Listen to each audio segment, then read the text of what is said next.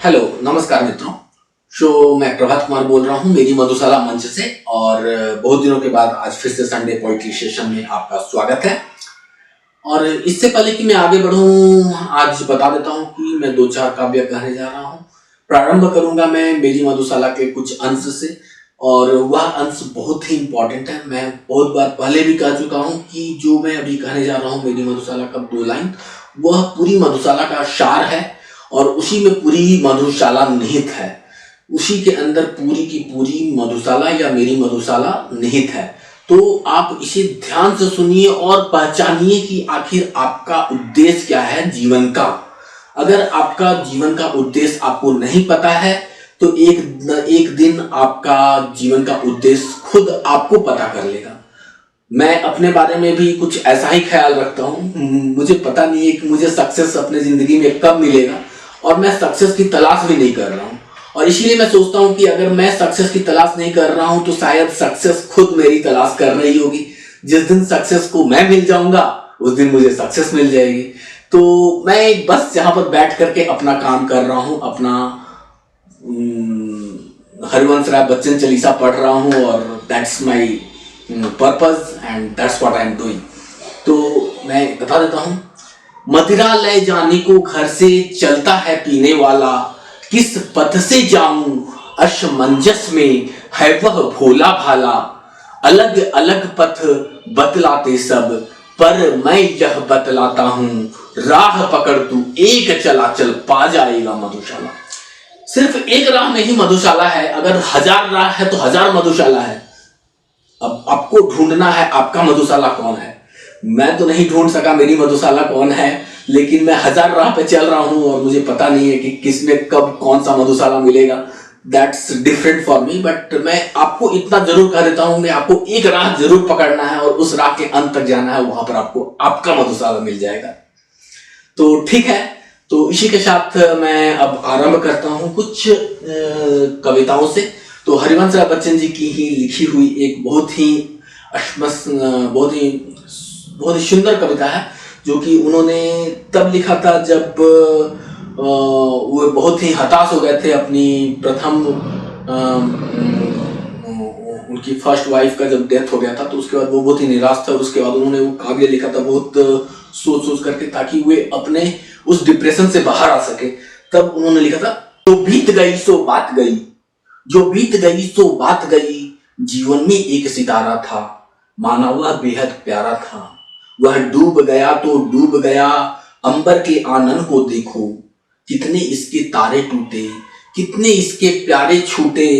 जो छूट गए फिर कहाँ मिले, पर बोलो टूटे तारों पर कब अंबर शोक मनाता है। जो बीत गई सो बात गई। जीवन में वह था एक कुसुम, थे उस पर नित्य निछावर तुम, वह सूख गया तो सूख गया। मधुवन की छाती को देखो, मधुवन की छाती को देखो, सूखी कितनी इसकी कलियां, मुरझाई कितनी वल्लरियां, जो मुरझाई फिर कहां खिली, पर बोले सूखो फूलों पर कब मधुवन शोर मचाता है। जो बीत गई सो बात गई। जीवन में मधु का प्याला था, तुमने तनमन दे डाला था, वह टूट गया तो टूट गया। मदिरालय के आंगन को देखो, कितने प्याले हिल जाते हैं, गिर मिट्टी में मिल जाते हैं। जो गिरते हैं कब उठते हैं, पर बोलो टूटे प्यालों पर कब मदिरालय पछताता है। जो बीत गई सो बात गई। मृदु मिट्टी के बने हुए मधुघट फूटा ही करते हैं, लघु जीवन लेकर आए हैं, प्याले टूटा ही करते हैं। फिर भी मदिरालय के अंदर मधु के घट हैं, मधु प्याले हैं, जो मादकता के मारे हैं वे मधु लूटा ही करते हैं। वह कच्चा पीने वाला है जिसकी ममता घट प्यालों पर, जो सच्चे मधु से जला हुआ कब रोता है चिल्लाता है। जो बीत गई सो बात गई। तो इसके बाद अब 2 छोटी छोटी कविताएं जो है कि मैं अपनी खुद की लिखी हुई सुनाऊंगा, और इसके बाद फिर एक छोटी सी कविता हरिवंश राय बच्चन जी की फिर से है, जो कि मैं अंत में सुनाऊंगा। तो अगली कविता जो मेरी है वो है सुनिए, इसका शीर्षक मुझे याद नहीं है कि क्या है। तो ये लेटेस्ट कविता में से ही है, ज़्यादा पुराना नहीं है, 2-3 साल पुराना ही होगा। तो वैसे मैं बहुत पहले से लिख रहा हूँ, तो मेरी कविताएं 10-15 साल 20 साल पुरानी भी होती हैं, तो इसलिए मैं ज़्यादा पुरानी कविता नहीं कहूँगा इसे। एक दौलत की भूख थी एक तेरे प्यार का, एक दौलत की भूख थी एक तेरे प्यार का, जब शोहरतें मिली तब तेरा प्यार था, फिर मौन हुआ मन मैं प्यासा रहा, फिर शर्मसार था जब कुहासा हुआ, वो समझ सके न गम और न मेरी आरज़ू, जो हमने सहज रखा था बेवजह गुफ्तगू, जो लुप्त हो गई एक अंधेरी रात की तरह, चमक गई बहक गई बरसात की तरह, कोई उलझने नहीं अब न रंजिशें रही, ख्वाब धुंधली रही फिर भी चूमता रहा, फिर एक फुहार था जिनमें भीगता रहा, कोई उलझने नहीं अब न रंजिशें रही, ख्वाब धुंधली रही फिर भी चूमता रहा।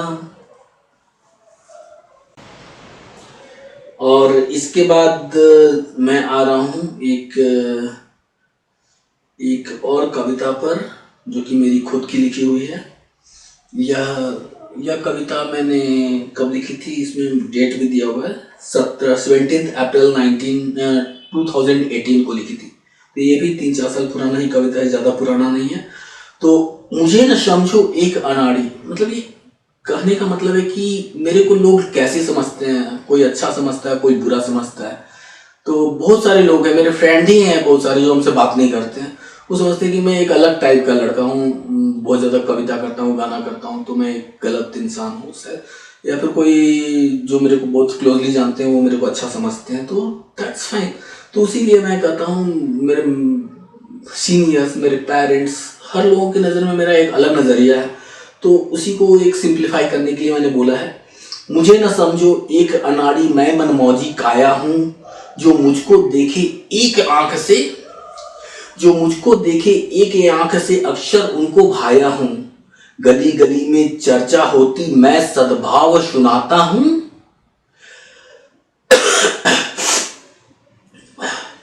गली गली में चर्चा होती मैं सद्भाव सुनाता हूँ, गालिब और बच्चन की वंदन श्वेत सुरों में गाता हूँ, मुझको कोई बैर नहीं है जलते भुनते कंकालों से, मुझको थोड़ा धैर्य नहीं छू लूं अंबर बौवालों से, फिर भी छाती 56 इंची छिपा रखी है 36 में, लुटा चुका हूं हृदय सुनहरा 13-22 कश्ती में। अब 13-22 का मतलब तो आपको पता ही होगा या नहीं पता है? ऐसे और भी कुछ अंक होते हैं, जैसे 13-22 हुआ, 9-2-11 हुआ, या फिर 19-20 हुआ, तो ये सब कहावती अंक हैं, और एक 100% ये भी एक है। तो इस प्रकार ये सब कहावतें अंक हैं, तो आपको इसका मतलब पता होगा, आई गेस। तो ठीक है, तो ये खत्म हो गया। और इसके बाद फिर एक और काव्य है जिससे मैं इसका समापन करना चाहता हूँ, ये संडे पोएट्री सेशन का। और वो इससे पहले कि मैं वो काव्य कहूँ, एक छोटा सा संदर्भ दे जाता हूँ। अरविंद केजरीवाल, जिनका मैं बहुत बड़ा फैन रहा था किसी समय, और ऐसा नहीं कि अभी नहीं हूँ, अभी भी मैं उनको सपोर्ट करता हूँ, क्योंकि वो बहुत हद तक सब कुछ निष्पक्ष और व्हाइट बोर्ड में सब कुछ दिखाना चाहते हैं। चेस बोर्ड वो ज़्यादा पसंद करते हैं, कार्ड्स गेम थोड़ा कम खेलते हैं। तो मैं अरविंद केजरीवाल को पसंद करता हूँ इस दृष्टिकोण से। तो उन्हीं के ऊपर मैंने लिखा था, एक लास्ट का 2 लाइन में आपके सामने पढ़ रहा हूँ, भोजपुरी में है। और ये जो है सो मैंने लिखा था, आम आदमी से स्टार्ट होता है ये पूरी पंक्ति, और आम आदमी पार्टी उसमें बनी भी नहीं थी, और उस समय मैंने उनको आम आदमी करके ये सपोर्ट करके लिखा था। और उसमें मैंने चाय बनाने की भी बात की थी। अब चाय बनाने का ये संदर्भ वो केजरीवाल के लिए मैंने यूज की थी, लेकिन ये नरेंद्र मोदी सर जी जो है सो वो चाय बना रहे हैं, तो उसी के ऊपर है। आम आदमी जाग गइल बा, सोई सकीना कोई प्यासा, अब की चाय बनैहा ऐसन देश भक्त बन जाई बतासा। तो ये था मेरा एक काव्य जो कि अरविंद केजरीवाल के ऊपर था, टोटली डेडिकेटेड। लेकिन ये चाय बनाने का काम तो सेंटर पे चल ही रहा है, तो देखते हैं कितना दिन तक चलता है। और इसी के बाद मैं अपना वो कविता आपके सामने रखता हूँ, आ रही रवि की सवारी। ये हरिवंश राय बच्चन जी की लिखी हुई कविता है, बहुत ही सुंदर कविता है, हमारे एनसीईआरटी के टेक्स्ट बुक में भी ये था।